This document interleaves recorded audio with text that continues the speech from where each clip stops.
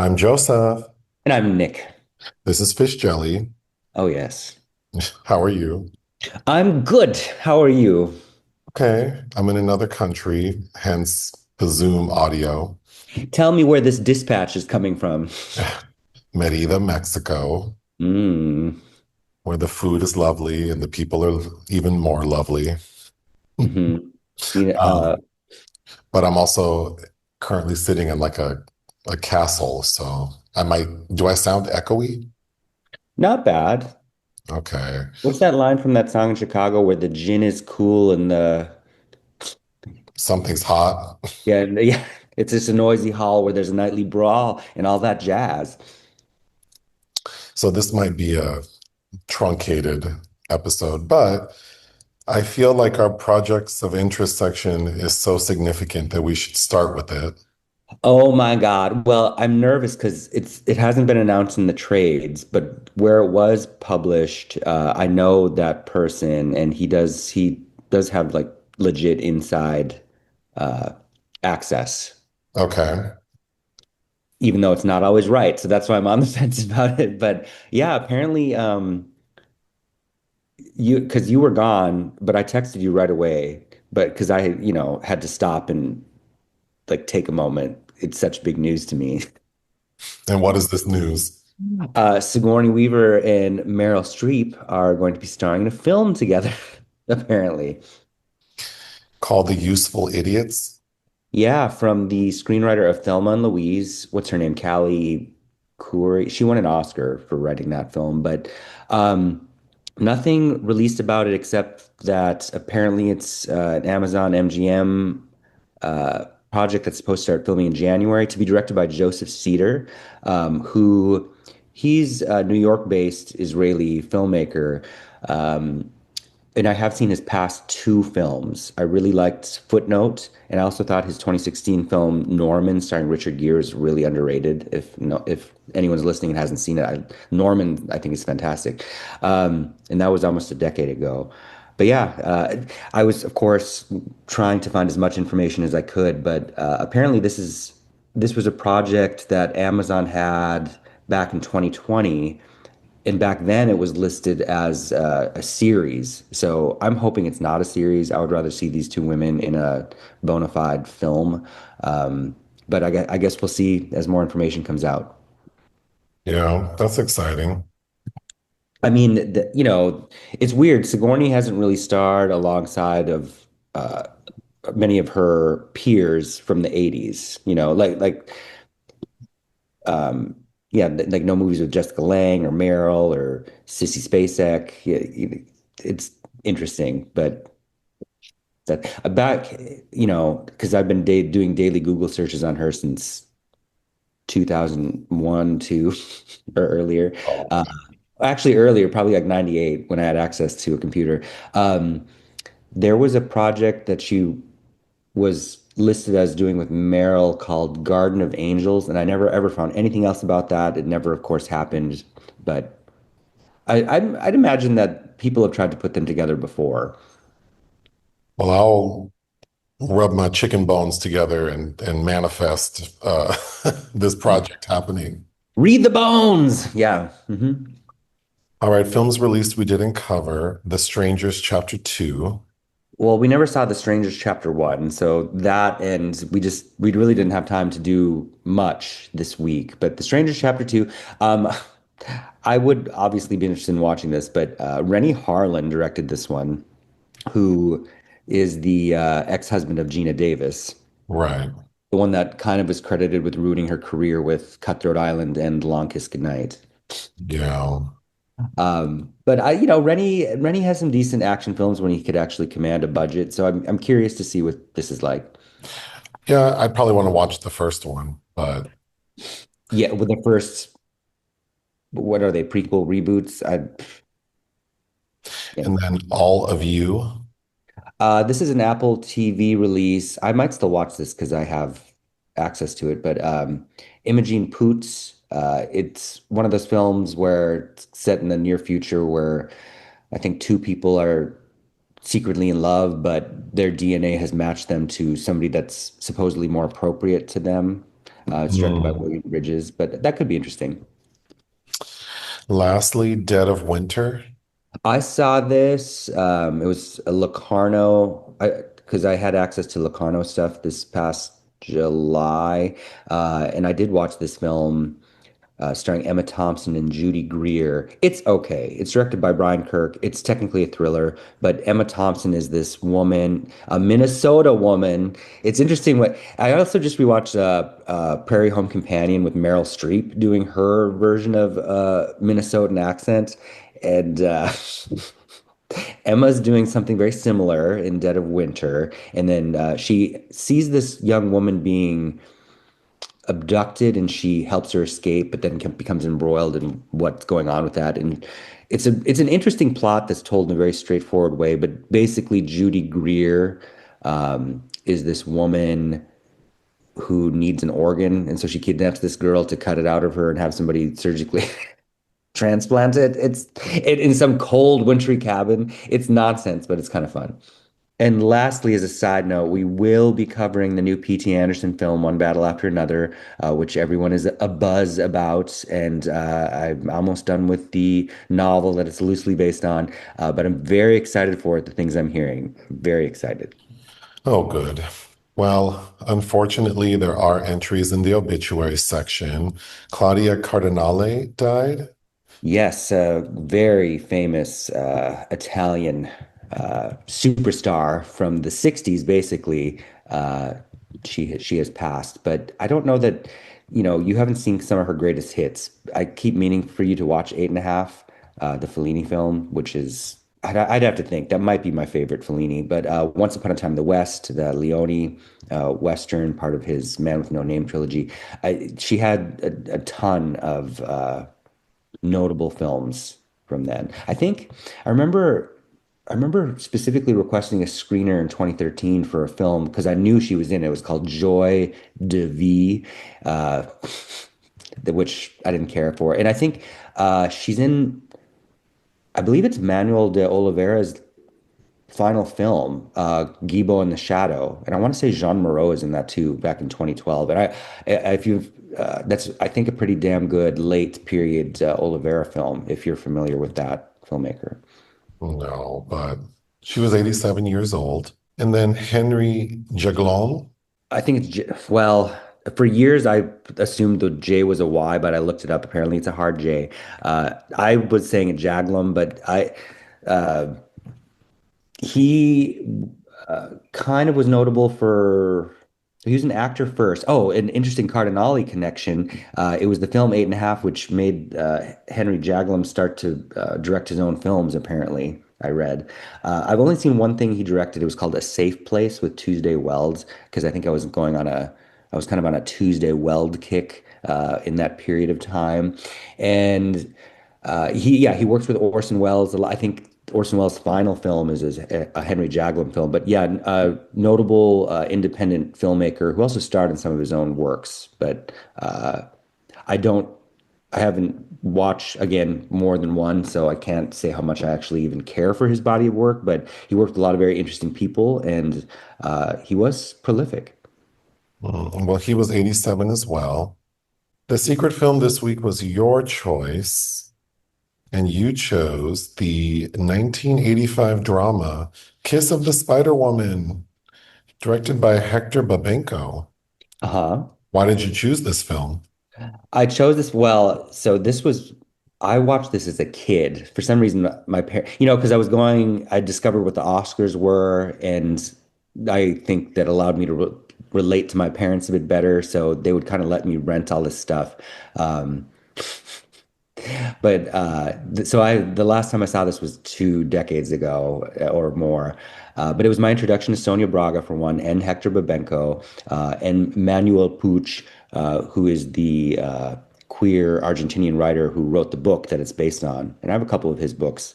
Anyhow, I chose it though because there is a new version coming out, which you see the day that you return, starring Jennifer Lopez. It's an adaptation of the 1990s musical that was made out of this, which I'm very nervous about because it's directed by Bill Condon, who you know probably best from Dreamgirls fame.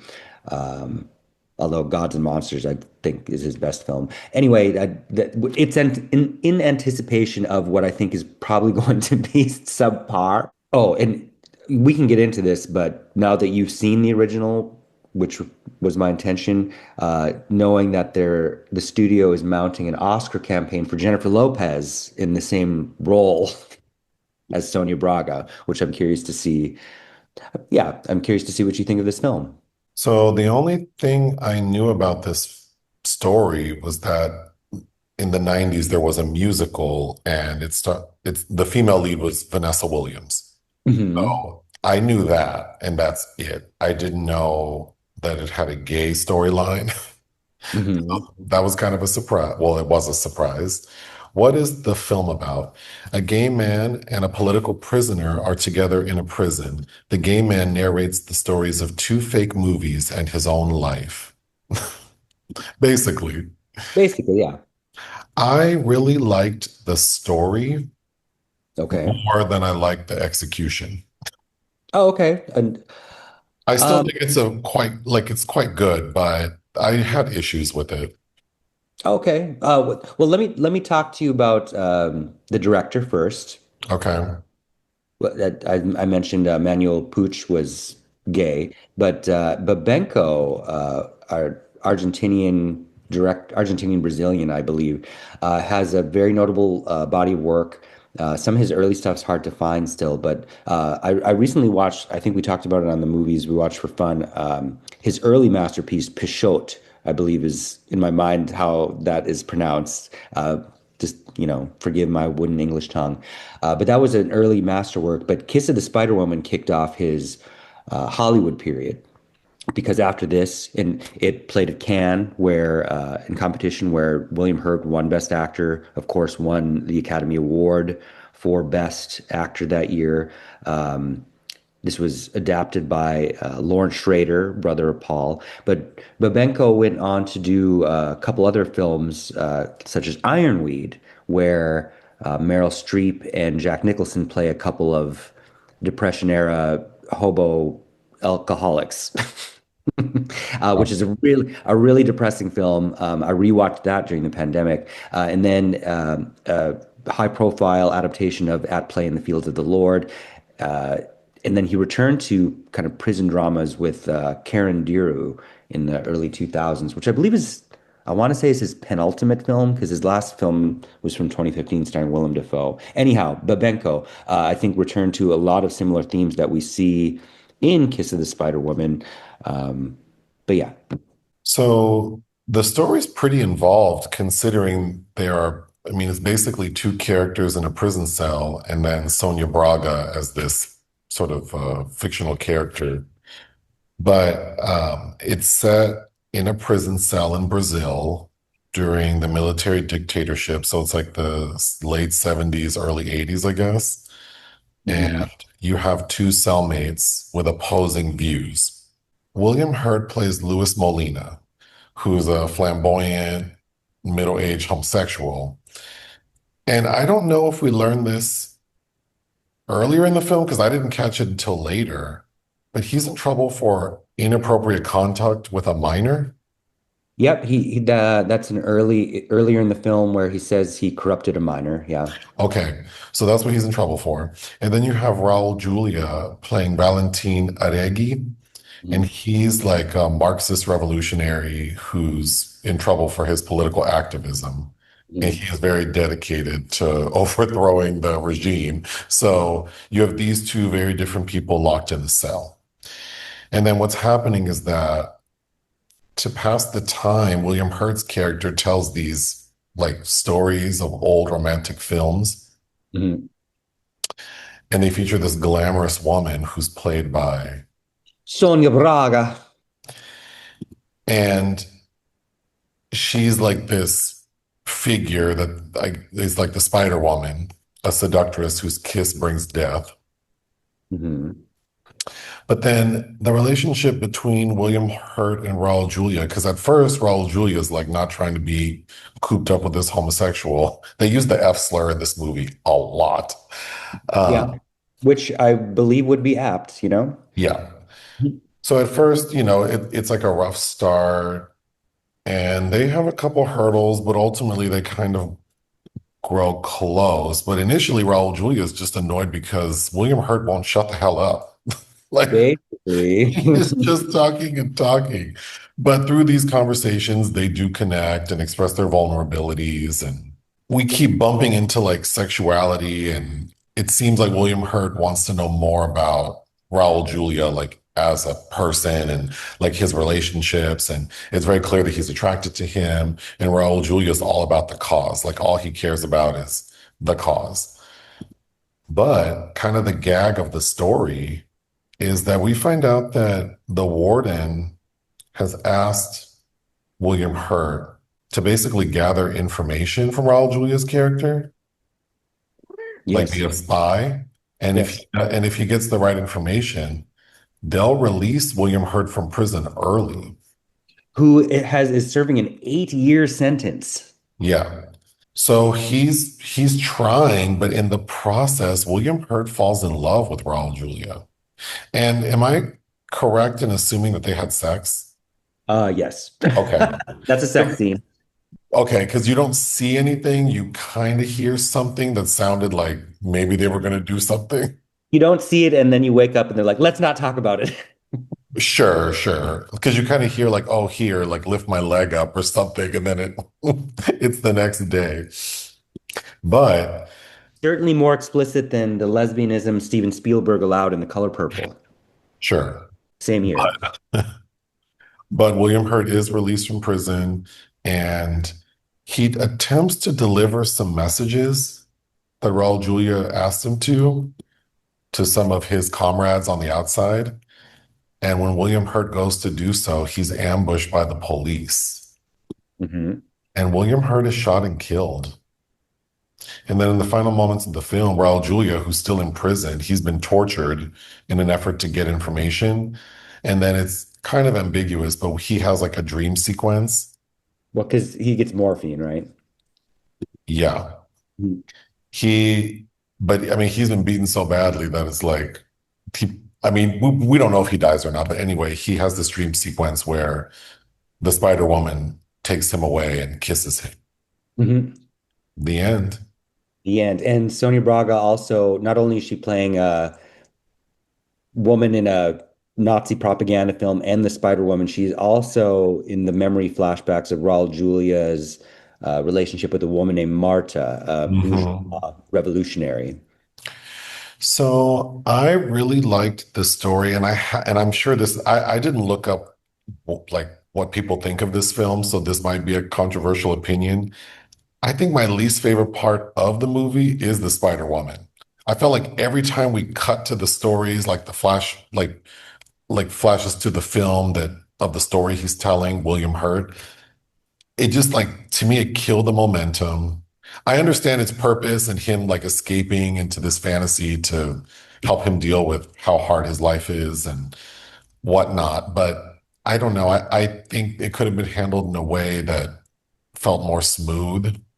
Okay. So if I was psychologizing you, if I was psychoanalyzing you, I'd be like, oh, you're averse to escapism. You're more aligned with the Raul Julia character. I am interested to see the new one and see how they handle it because it did feel kind of clunky to me, some of the editing. I wasn't looking forward to seeing her. I think that's a valid concern because because most of what we get of Sonia Braga is as this in the Nazi propaganda film. And I think thematically and metaphorically, that gives us some really nice parallels with the current day prison drama going Right, on. William Hurt's basically this femme fatale Nazi, basically, in what he's how he's manipulating his cellmate. right. So I think that there's some nice dualities going on there, but yeah, like I don't really end up caring about Marta and what's going on. No. Not Marta, sorry, the what's her name? Lena. Lenny, like Lenny Riefenstahl. Yeah, I'm not caring what's happening to her so much, and I wish that could have been felt a little stronger. Yeah. I was very intrigued and locked in on the relationship between these two men in this prison cell. Hmm. So, yeah, I think that's what worked best for me. I was watching after I finished this movie, I was watching YouTube videos and I came across this channel that it's like younger guys, like they're in like these straight dudes in their early 20s, and they react to like older things, which for them is like the 80s. Uh, And like 80s and 90s stuff, and they were reacting to the Men on Film skits from In Living Color. mhm. And it was really interesting to listen to these three straight, 22-year-old guys talk about it because they seemed to feel like it wasn't appropriate and that like you're not supposed to make fun of gay people that way now. But back then, that's how they saw gay people. And so that was the joke. And it's funny because as I was watching Kiss of the Spider Woman, 1985, I thought William Hurt, his portrayal felt a little caricaturish, more than I think it needed to be. Yeah, he's also playing somebody as a cishet that we didn't have the correct words to describe then either. Because from the bits of information we gather about how this character feels, if this were in a modern era, this would be a trans or non-binary person, and they would have had the tools to express themselves a little more freely than this character can. But yeah, I agree with that. I think it's especially apparent in the opening moments where it's giving me almost Patrick Swayze and Tu Wong Fu. Yeah, that's what I was thinking. Well, But and like like in the mannerisms, but you might, maybe because I also think that perhaps his character would see himself as trans, uh, because he does talk quite a bit about wanting to be with the man the way the woman is, Mhm. and then the way that character is carrying himself. Well, Um, he has the line about wanting to cut off his genitals, yeah, if he were brave enough, he would cut off his genitals. which Raul Julia screams, "But you'd still be a man Yeah. in a Uh, men's prison." Yeah. I'm just going to go through my notes quickly. Watching this movie, I was reminded of how much I hate when people eat with utensils and you can hear the metal utensil hit their teeth. Oh wow. Okay. Oh, that drives me Yeah. crazy. I mean, I know you don't like that, but that didn't pry into my brain watching this. Well, because them eating is a big plot point because Yes. Raul Julia's character is being poisoned by the prison staff. Mhm. But at one point, they trade plates, and William Mhm. Hurt knows that Raul Julia is going to be poisoned, but he feels like he has to eat it to not garner any suspicion, which, causes him to become sick.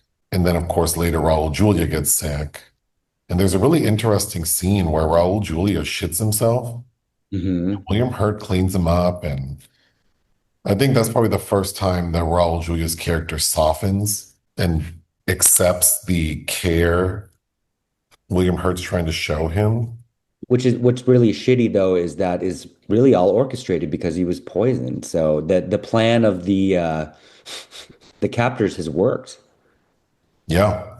Well, and then the irony that ultimately William Hurt's character, embarking on this journey, it's what ends up getting him killed. But Yeah, it's weird because it's watching like I felt like I already knew what was going to happen because I'm familiar with it, but it knowing that it's like watching two people just trying to squeeze the last bits of comfort out of their life before they're going to meet their inevitable doom because there's no way either of these people in this time or place are going to be happy or be allowed to flourish. So, yeah. when William Hurt Molina is kind of tricking the warden into getting a bunch of gourmet food to be delivered, Can we it talk about that grocery list really quickly? yeah. When Well, he because said because he wanted two like rotisserie chickens, yeah, he wanted some condensed milk, some canned peaches. But the best cigarettes. part is at the very end, he's like, and a pack of cigarettes. He's like, the Lenton heard that my mama's coming and he knows that she brings me groceries, so if I don't get those groceries, it's gonna look sus. you know. And they're like, okay, what's on the list? And it's just like, I thought Hurt was pretty good in that scene, actually. Well, and then Uh, of course, because they're trying to make William Hurt's character so faggy, he's always talking about like preserving his girlish figure, so he doesn't want yeah. to eat. So he's prepared this feast for Raul Julia, and he's just watching him eat, which reminds me of those memes like around Christmas when the mom is watching the kids open the presents. Yeah. Oh, Um, that's old. I would say the thing that I'll remember most from this story, like 10 years from now, is probably William Hurt's character talking about the man who he fell in love with at the restaurant. Yeah. That waiter, like this straight guy who he puts so much energy in just to get this guy to go on a walk with him. Yeah. And he's so delulu, like when the guy ended up like leaving his wife, he like somewhere in his crazy mind thought that this man might come live with him. Like, girl, I mean, it's so depressing. And it is depressing. I was thinking on a rewatch, thinking about this characterization and the little bits and pieces, at least in English language cinema from this period where you'd have a central gay character. We're all kind of pockmarked by this just you know, miserableism. But Hmm. again, what was there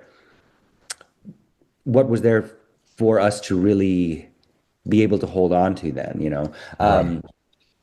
So I don't hold that against it, but it is really depressing. And even Raul Julia's character is like, God, I hope it didn't take another year to sleep with him. It's like, you guys didn't do anything. Like, you did all that for, and I think people, especially young people today, young queer people, don't understand. Like, it was, and I think I'm from a more enlightened era, but the shit's hard. It's like they want, that reminds me, that Dave Franco movie Together, Hmm. the queer side supporting characters in China, they used AI to make one of those queer characters a woman. I mean, they are still trying to completely erase us in many parts of the world. So it's like the shit seems easier, but it's still, it wouldn't take much to slip back to what this film looks like right now. Well, we're en route currently.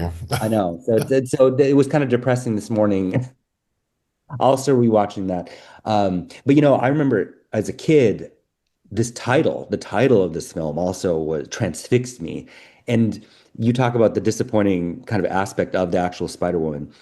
I remember feeling that as a kid, like, because there's really no Spider-Woman. It's Sônia Braga as Lenny, and then the Spider-Woman iteration of her comes up towards the very end. But I liked the description we get of her, which as I'm getting older and know more about life, makes more sense. But he describes the Spider-Woman as this she's caught in a web of her own making, You know, and yeah.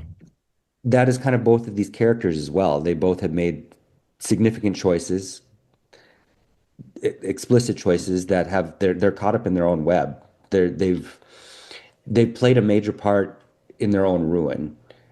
Well, I mean, again, I think like hearing you talk about it, I do think this story is like top tier. And I could see like a stage play or musical version being more effective to me. But speaking of the stories William Hurt's telling, at a point or at the point where Molina, William Hurt's character, eats the poisoned food, and then he's like in excruciating pain. And Raul Julia's response after getting him like to go sit on the bed is he's like, "Well, here, finish your story. Like that's gonna help." Well, but that's like a major theme, right? Is the what kind of escapism maybe the only type of escapism is mentally is through our story, our ability to follow a story to its logistical. Because there's almost an essence of Arabian Nights to how this Nazi propaganda film is stretched out in this film. Right. It does make sense. Like the themes and the symbolism do make sense to me. I just there's something about the construction that and specifically I did find William Hurt's character transfixing, and maybe because I knew someone who acted and looked very similar to that character, so maybe that's what I connected to. But he is transfixing in the role, and so is Raul Julia. Yeah, we need to get into Julie. I wanted to say quickly, William Hurt was also giving me Nicole Page Brooks a little bit. Cole Yeah, Page Brooks from Atlanta, Georgia. Raul Julia. So, Julia, and I didn't go back and look this up, but I remember, his health declining rapidly, right? And it wasn't officially stated at the time, because what was that? What year was that? 93, 94 when he died? Right after, because he looked kind of ill on Adam's Family Values. Was that he died of AIDS? Oh, But anyway, I think Raul Julia is quite. I think as a kid watching him use the F slur against William Hurt, and at that age I already knew that I was one. I think that I kind of tuned him out as a kid watching him because he was representative of, the exact same shit that I was, facing as a kid. But this time around, I have much more empathy for him, kind of because he is he's a product of his own time and culture and context, but he is also being manipulated in a way that's quite detrimental. yeah. Yeah. When he's yelling, there's a scene where Raul Julia's yelling at William Hurt about him saying that he wishes he were a woman of sorts. And he's screaming, like, what's between your legs, huh, lady? Like, their relationship is pretty volatile, but I do think it makes sense for the time, like the language he's using, but also the frustration of like I'm a political prisoner and you throw me in this cell with this homosexual who won't leave me alone. Talking me to death. I'd be mad too. Yeah, yeah, that's the thing I was thinking. Like, I wouldn't want him as a cellmate. I would go crazy. And also, I'd be like, I know more about films than you. Stop that. But it's interesting about perspective as well, because early on he's setting the scene for Lenny, Sonia Braga, and says she has green eyes, and then we get that edit where Raul Julia goes, no, she has brown eyes. So I think we are led to believe that the visionary reimagining of it is actually through Raul Julia's perspective. Like so their two visions have kind of melded together in a way they become symbiotic. And I think it builds to a nice sense of intimacy at that moment where right before the sex scene where Raul Julia touches William Hurt. And Hmm. and I'm reminded that, and that's where I kind of got a memory flash of Jean Genet's Un Chant d'Amour, which is a short film. I don't know if I've ever showed you that, but it's two queer men sharing the wall in a prison, and they're sharing cigarettes through the hole in the wall. It's very, Oh, very intimate and sexual, but it gave me that, like and also in a very empathetic, humane way. It's, if you take away all of the ways in which we identify ourselves, the words we use to describe our identities, and all the hierarchies and all the intersections, what you get is really two humans really needing tenderness and affection, which I like that. I like how that feels in that moment. well, speaking of that, Raul's character tells William something that I felt very it it like clicked in my head, like, oh yeah, I feel that way. Is he goes, you're so kind. I don't want to feel obligated to treat you the same way. And I feel like I've experienced that a lot in my life. Like, Hmm. so I'm very sort of apprehensive or repelled by that sometimes. Like, I feel like you're doing this to me because you want something from me, which is what Raul's character says. Which is true, and I think probably true for most of us. But I think it's learning to get to that point that whatever you have to give that you want to give, you give it without expecting anything in return. But yeah, that's why I don't like owing people money. I don't like people buying me drinks, even per se, because I'm like, oh, I have to pay that back somehow, and if I don't, it's not like I really believe in karma per se, but it's like you can't. I don't believe that you can be somebody that can just take, take, take, and never give back at all. But so I, Oh, let me tell you how it goes. No, yeah, no, I, let me tell you a story. no, we each give back in our own way. I think if we really are trying, it's just we all can't do the same things, and we shouldn't be expected to, and that's okay. But yeah, I don't know. I think this is a lovely little time capsule. I was reading that, so I think it's shot in 83. You know, it's funny this came out in 85 because that is right about the time where we're starting to, in these South American countries like Argentina, try to make people pay for their war crimes because what the film a couple years ago, Argentina 1985, is dealing with this criminal war trial that the country is finally getting around to establishing, although not without a lot of difficulty. And but this shot in 1983 in Brazil, and apparently William Hurt got held up at gunpoint for a few hours one day. Oh, So I think even when this was filming, which I need to double check. Was it Sao Paulo where it was shot? Anyway, I don't know. Just all of that fascinating in the background as well. Oh, I wanted. Are you curious about who William Hurt won Best Actor over? yes. Um, Harrison Ford for Witness. Have I seen that? I had that on strangely, randomly, like 2 weeks ago. Remember Lucas Haas as a little boy? Yes. Yeah, that with the murder mystery in the Amish community. Uh, Hmm. I hadn't seen that since I was a kid either, and I was in a Peter Weir mood, who directed it, and that's Harrison Ford's only Yes, Oscar. because Harrison Ford is like, whatever. He's hanging with these Amish people, and there are some bullies, like some city people, Yeah, like antagonizing the Amish people. And Harrison Ford is like, mm-mm, not on my watch. But they're yeah, he like, got them together. yeah, he's like, no, we don't fight. Like, that's not our beliefs. And Harrison Ford whoops one of the bullies' asses. That's the scene I watched. I mean, I don't condone violence, but you know, that's Sometimes you need your ass whooped. I was Uh, conditioned as an American. I guess it was cathartic. so Harrison Ford, who else? James Garner from Murphy's Romance. Okay. Which, you know what? I don't know that. I remember my mom really liked that movie with Sally Field. I've never seen that, so that's something I need to catch up with. Um, Jack Nicholson for Prizzi's Honor, Oh, okay. which about we have a podcast for that about a year ago. Podcast. Remember with Jack Nicholson and Kathleen Turner, where they're the assassin Yeah, where lovers? yeah. Mhm. Hmm. And lastly, John Voight for Runaway Train.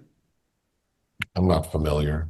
Okay, so we need to watch that movie because I kind of have a thing for Andrei Konchalovsky. I think he's a fantastic director and he had a really interesting Hollywood period. And this was towards the beginning of that holiday Hollywood period for him. A very boyish Rebecca De Mornay is what I remember, a very handsome Eric Roberts and John Voight's Runaway Train. I have it on Blu-ray. That is another film I need to catch up with. Haven't watched it since I was a kid. And you know what? I think that was because I also had a minor Rebecca De Mornay period because of Hand that Rocks the Cradle. Hmm. Peyton. I think this film handles its themes very well, like fantasy versus reality and the escapism that's represented. I think, while I did sort of feel like it was caricaturish, I do recognize that queer visibility with this more mainstream film at that time has a lot of significance. I think, I mean, just these two characters, they're so interesting because they really do represent, like one's more political, like one represents to me, one represents politics while one represents like personal. And both are important. I mean, you can read William Molina as, you know, the pursuit of happiness and pleasure and selfishness, and Valentin's, you know, a sacrificial lamb. Like he is giving up his life for the cause. you know, And while the other one is trying to exist the best way they can despite all odds. and then betrayal and redemption, because obviously William Hurt's character does betray his cellmate by basically trying to convince him to give information, but then redemption in that he sacrifices himself by being killed. Yeah, and he ultimately and doesn't give up the number, doesn't give up the phone number. He Right. Death is liberation. ain't that the truth. Yeah. So I really do like the story. I also think, because I'm assuming for a stage play or musical, the staging would be very minimal. You just have like two people in a cell, and then you rotate to like this woman acting out scenes in a movie. But the film doesn't feel small. Like it feels pretty grand, even with them spending a lot of time in a prison cell. Because the prison cell itself is not that small. So Right. it doesn't feel claustrophobic to me. Well, if you're interested, I have our audience can't see it, but I'm holding up the paperback copy I have of the book. If you're interested in reading a Argentinian homosexual author who's very notable. It's I funny the feel back like of the if someone wanted to place odds on whether or not I would read that book, uh-huh. that's never going to happen. It's funny the back of the book says that it examines the relationship between the latter-day Don Quixote and Panza, who shared the same cell in a Buenos Aires penitentiary. Molina, a 37-year-old homosexual window dresser. That's right. He's a window dresser. And when they choose when we first see him go to the restaurant where he meets the straight man he falls in love with, the two friends he brings along, I mean, they're just like like they're gay on sight. Oh yeah. Oh yeah. Whenever we get to be in queer spaces outside of that, because towards the end, Molina gets one night kind of where he gets to go out on the town and the queer bar he goes to, they dedicate a song to him. Yeah, all of the gay people that you see in this, it's like, oh yeah, on site. But the story's affecting, I found it quite sad. Of course, yes. Yeah. What would you give Kiss of the Spider Woman? 3.5. Really? What? Um, What? I was expecting you to give it a higher score. I don't think it's perfect, but there are things I really like. I would also give it 3.5 out of 5. See? And also this was the year out of Africa. We have a friend who I know listens that is crazy about that movie. I, th- Speaking of Robert Redford, rest in peace. I find and Sidney Pollack, who I love as a filmmaker, I found Out of Africa so boring. I think the Academy, if the Academy had any backbone, this would have been the film that they had given Best Picture to that year. That would have really, I think, made a more meaningful, lasting statement than Out of Africa. Just my opinion. Hmm. Well, what do we have coming this week? I know we're watching the new Kiss of the Spider Woman. We Hmm. have reviews for The Smashing Machine and The Lost Bus. Yes, there's a ton of stuff we're seeing when you get back, including the new P.T. Anderson, which I'm excited about. New Catherine Bigelow. Um, yeah, there's a lot of stuff coming. Hmm. Well, we'll see what I end up watching. Mhm. Is there anything else you'd like to say? No. All right, ta-ta.